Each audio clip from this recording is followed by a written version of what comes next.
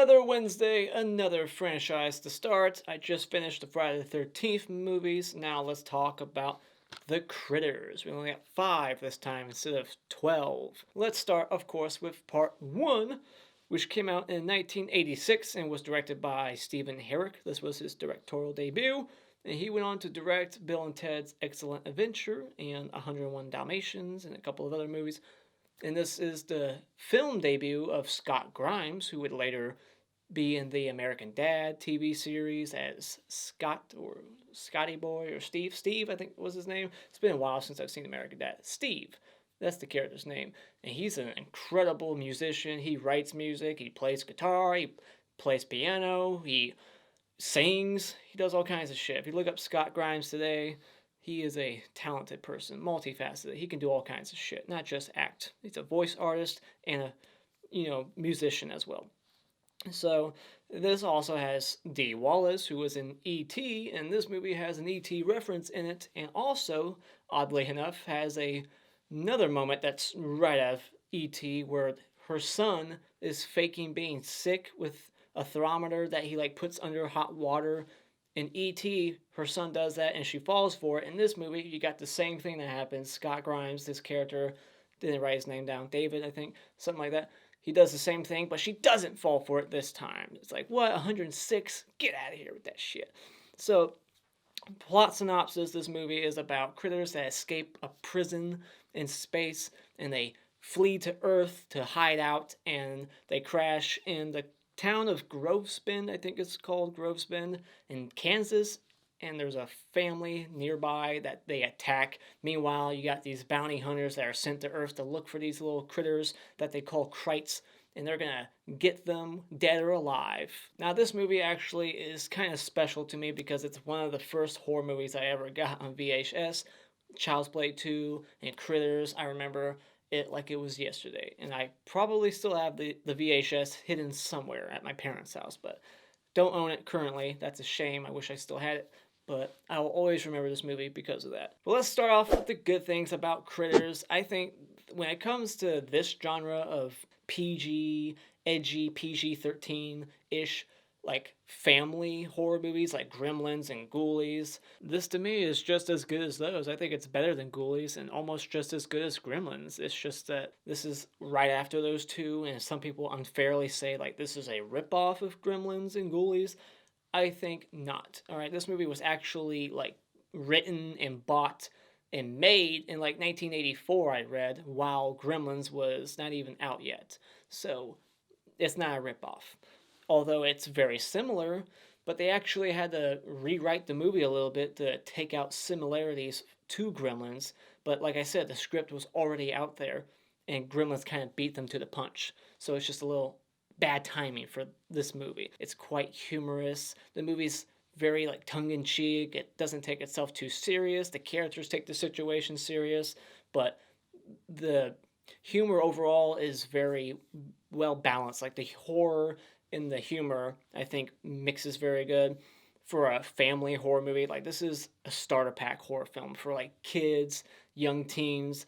This is just the perfect family horror movie. I think the effects by the Chiodo brothers, who would later on work on Killer Clowns from Outer Space, did a good job making a cool looking, unique creature that has these porcupine needles that it can shoot out. I really like the fact that they gave them their own little language. They have subtitles that gives them personality. They roll around. The more they eat, the bigger they grow, although that kind of just gets written away in the sequels. They never grow. They just all form together and make a big old ball in part 2, but then in 3 and 4 they never get bigger for some reason. But the way they look, there's some moments where it's clearly a guy in a suit. When they get the big one that you see on the poster later on, it kind of looks like a miniature or some guy in a suit. But the little moments here and there with the smaller ones, when you actually get close-up shots of their face and you see all their teeth and they're drooling blood, they look pretty good. So kudos to the Chiodo brothers, however you say their name. Good effects, especially for a smaller budget horror movie. I don't think this was a huge budget or anything. Although it does get pretty action-packed towards the end. I think this movie's story flows pretty good. It's very even pace. It's not too boring. It's not too fast. It gets more action packed towards the end. You got these bounty hunters that are very fun whenever they're on screen. They bring a explosive presence to the film because they're like trigger happy everywhere they go. They just start blowing shit up. They go to a church, they start shooting the organ. They go to the bar, they start blowing up like bowling pins at the bowling alley. Now, even though the family in this movie, who we're focusing on, which is a good thing, I think, if you're going to make a family horror comedy, you should have the story focused on a family, someone that we can root for in the end. Um, Even though they're a bit generic, like who they are, their personalities, the girlfriend who's starting to date, and the person she's dating is like that bad boy who drives a sports car with a customized license plate, like eat my dust. And the dad doesn't like the boyfriend right away. The mom's just a housewife, and every time we see her, she's cooking or cleaning. The dad's the handyman. He's fixing cars. He's hiring the local town drunk. There's only 2 cops in this town for some reason. Even though they're all a little bit generic, they're nothing different. They don't, they're not really like standout characters. There's not a whole lot to them. I like their little chemistry in the first act, the way they talk to each other, the dialogue. It's well written enough to where the pace doesn't really suffer that much. I can see some people thinking that this movie is a little slow at the beginning if you're not buying into the characters. But for me personally, I thought that this was a genuine family on screen. They weren't just actors on a soundstage or something. So therefore, I liked the presence that they brought to the film. I think the movie has a nice little crescendo towards the end when you got the big one that grows and gets bigger, kidnaps the daughter, and they're getting blown away by the bounty hunters. It just has a nice little build at the end, and the house blows up. Very cool, like action-packed third act for a PG-13 horror comedy. So, really like the last act of this film. Now let's get into the little things I don't like about this movie. As with most 80s, horror movies like this with sci-fi elements, you're always going to get the aged, like, not CGI, but like visual effects and miniatures, things that stand out where you're like, that doesn't look too good. And I don't think the bounty hunters do as much damage or, their job that well in this movie. They don't do a whole lot. I feel like they don't serve as much of a purpose as they should. They only kill 1 critter this whole movie. There's 8 from the beginning, and the family kills 7 of them while the bounty hunters kill 1. So I just feel like that was a misstep. We should have saw them kill more.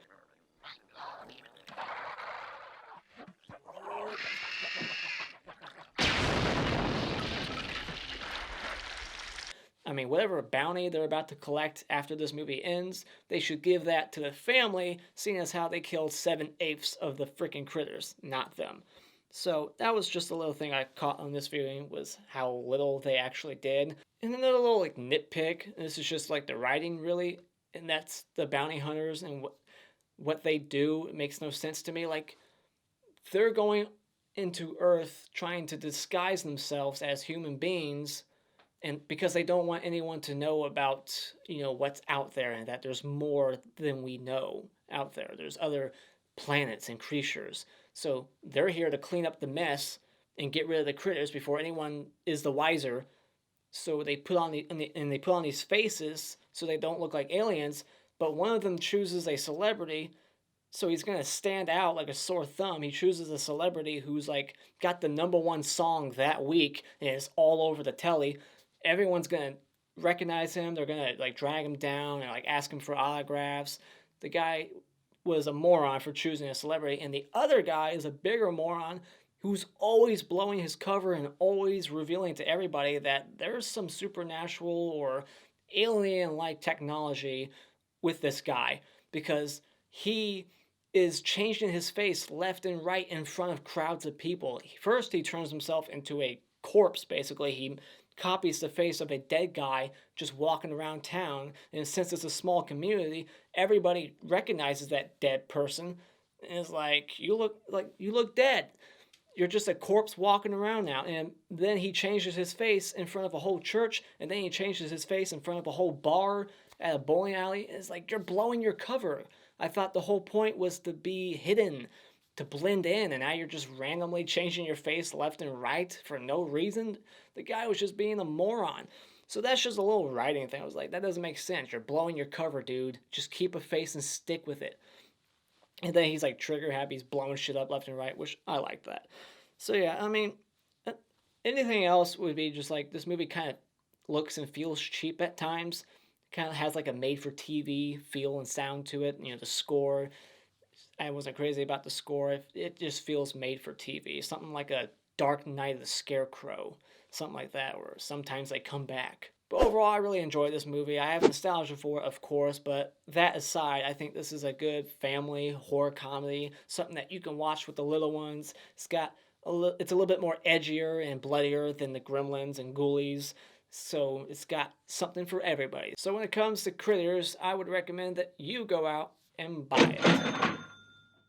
Time for the spoiler discussion. Not a whole lot to talk about, so let's just skim through this. So we got the Krites, they escape prison, and they land on Earth. Meanwhile, we got this family and Charlie, the local drunk who's been seeing UFOs, and his stories are about to get some more credibility now. Nobody believes him, but they're about to.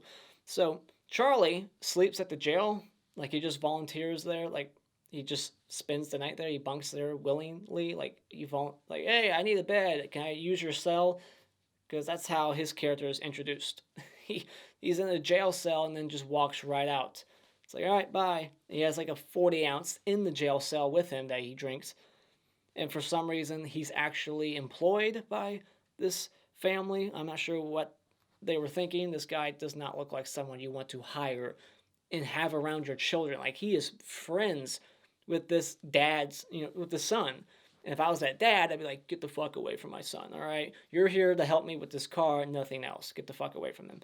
But we got the bounty hunters, Ugg and Lee. You put that together, it's ugly.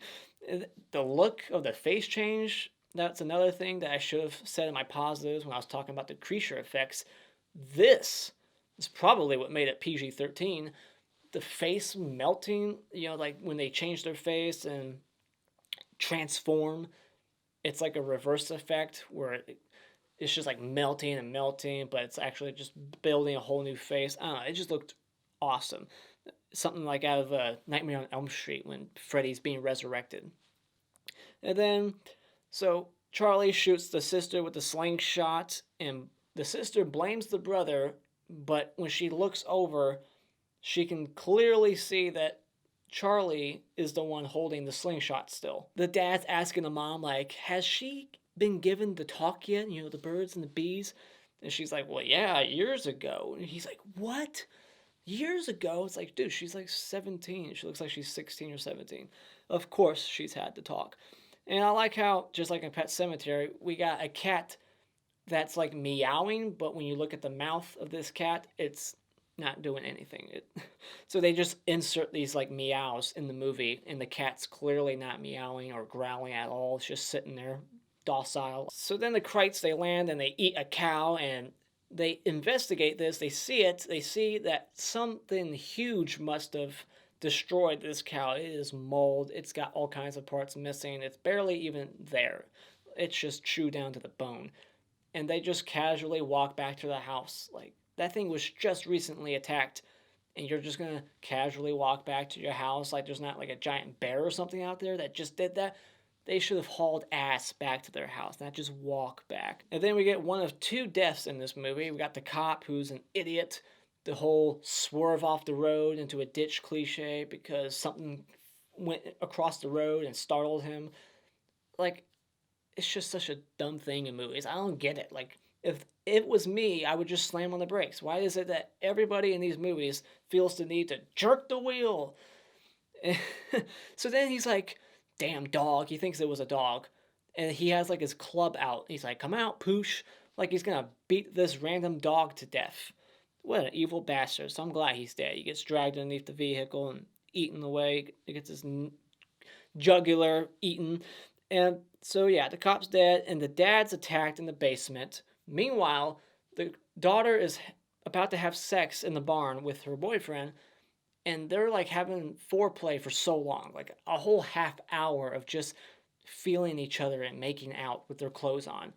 Like, it goes from them going into the barn, making out, to the critters eating the cow, and then the parents the dad and the brother investigating, to them going back to the house, using the phone's dead, going into the basement. They see the fuse box, it's been tampered with, all the electricity's gone, dad's attacked, gets his shoulder eaten, his leg, and then a porcupine needle shot at him. All this stuff is happening, and meanwhile there's like an earthquake too, back when the meteor or whatever, the spaceship lands, everything's shaking. It doesn't phase them though when they're making out. It's like, whatever. There could be an earthquake, but whatever. Let's just continue to have the longest foreplay ever. So even after all that happens in the movie, we cut back to them and they're still fully clothed, making out for what seems like in real time, probably close to a half hour. It's like, dude, this guy is the most patient lover ever. Just take your dick out at some point. And this guy's Billy Zane, by the way. I like how the bounty hunters, they don't know how to drive. And so they're like driving this cop car in reverse for miles and miles. And then when they get back into the cop car, he puts it, finally, not in reverse, he puts it in drive, but he looks to the back like he's about to go in reverse and then drives forward. So that was just a little silly moment that I noticed on this viewing. We got Lin Shaye, forgot to mention her, related to Robert Shaye, who is the producer of this movie. And so, yeah, the broken phone and car cliche, they fucked up their vehicle, so now they're stuck. They can't get out of there. And then the dad gets bit in the same spot twice. And then we get probably the funniest moment in this movie, and that's when the critters start finally talking.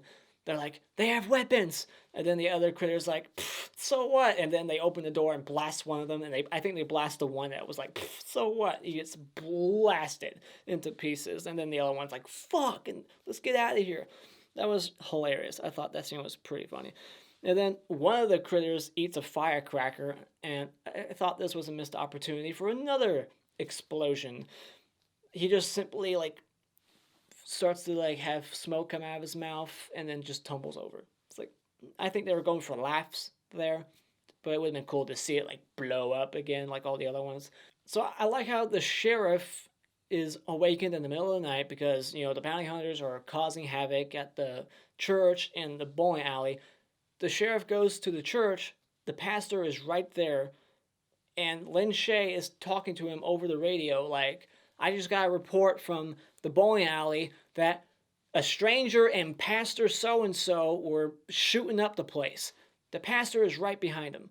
And not once does he question him like, do you have something to say about this? Because she just told me that you were over there shooting up that place. He doesn't question it. And she repeats it to him twice. He's like, repeat that again? Because, he's right there. Doesn't even question him. I just thought that was so dumb. It's like, any logical human being, after hearing what Lin Shaye just said, would turn around to the pastor like, you gonna explain yourself? You're shooting up the fucking bowling alley? Then we get this funny little E.T. joke because, Dee Wallace is in the movie. And I guess this one's trying to say, fuck you, E.T. We're the better alien movie. The critter eats the head off of the E.T. doll after saying something like, who are you supposed to be? Where are you? And so they unnecessarily blow up the front door of the house. When the bounty hunters get to the house, to get in, they just blow up the whole freaking door as if they don't know how to use a knob. I mean, that was just so dumb, but it made me laugh. Like, wow, that was unnecessary. You could have just walked in. And then they're kind of dicks. These bounty hunters, they're assholes in this movie. The sheriff is there to help them. They're like, just get out of the way. And they just throw him right out the fucking window. And the sheriff, at the end of the day, is not really needed in this movie. Let's be honest. He doesn't do anything. But yeah, it's just like, really? Wow. I mean, I was kind of rooting for these bounty hunters, but now they're kind of being dickish. They shouldn't have thrown the sheriff out the window like that. So then they kill the one critter. The only critter they kill is the one in the toilet. It was on fire earlier, so it put itself out, and it was just kind of hiding in there, and they just blow it up. That's the one critter they kill. The family kills the rest of them with the firecracker and with the ceiling fan, the happy accident that was, the shotgun. They're the ones killing them all, not the bounty hunters. So yeah, then for some reason, the giant critter kidnaps April, the sister. Why? That's not their MO. It's never explained, I don't think. They're eating everything else right away. They eat the cow, they eat the chickens, they eat everybody else that we saw, the two people. They don't want to kidnap anybody. Is it because she's a female? Are they going to try to mate with her? I'm not sure how that works. I mean, what the fuck was the reason behind kidnapping April other than to just create this, boy needs to save the sister plot? That's really it. She's the damsel in distress now. She's knocked out by one of the needles, and the brother, who hated the sister all along, has to prove his love for her and go save her. Now, he's Mario and she's the princess. He's got to go save the day. I love that the critters blow up the house and they laugh about it. Like, when they're taking off, they could have just taken off and did whatever. But they're like, nah, let's blow up this house because fuck you guys for getting one up on us and killing a few of our brethren. We're going to blow up your whole house. And then they just start laughing about it. But then karma's a bitch. They blow up because they threw like a Molotov cocktail in there right before they took off. And then we see that there's eggs that they laid somewhere. I'm not sure when they did that, but that's going to play into the next movie. And this is really dumb. Somehow the cat survived that house explosion. Or maybe because of time reversing, it was brought back to life. And that's another dumb thing. The bounty hunters, they give this device to the family that somehow just reverses time only within a certain proximity of the house. Like, if they were inside the house in the rubble, would they reverse? Like, how does that work? It's just so dumb. They could have just let the house be destroyed, and it would have been a fine ending. Like, they lost their house, but they can just learn to love each other and be happy that they're still together and alive. All right? It's not about the house. It's about family. But no, they got to get their whole house back, too. That was just silly. It's a neat effect, the whole reverse effect. It looked cool, but so illogical and silly. It's like, that was not needed. So take that out. I'm sure that was like an alternate ending. I heard there's an alternate ending to this movie. I haven't seen it. So, yep, that's the end of Critters. Very excited to check out the second one because I remember the second one being my favorite because it's like, the Child's Play 2, the Child's Play, where the critters are more on screen, whereas in this one, they're treated like Chucky in the first Child's Play. There's a lot of POV shots of the critters in this movie. They're more in the shadows. They're not on screen that much. So that would have been like a negative, I guess. But whatever. Mr. Hadaward for Best Kill will go to Billy Zane's character, who gets bit in the stomach and killed, I guess, from blood loss or something, whatever. And then the Mr. Twig Award for Lamest Kill will be the only other kill in the movie, and that's the cop. And the Funny Bone Award for Funniest Moment will go to this little scene.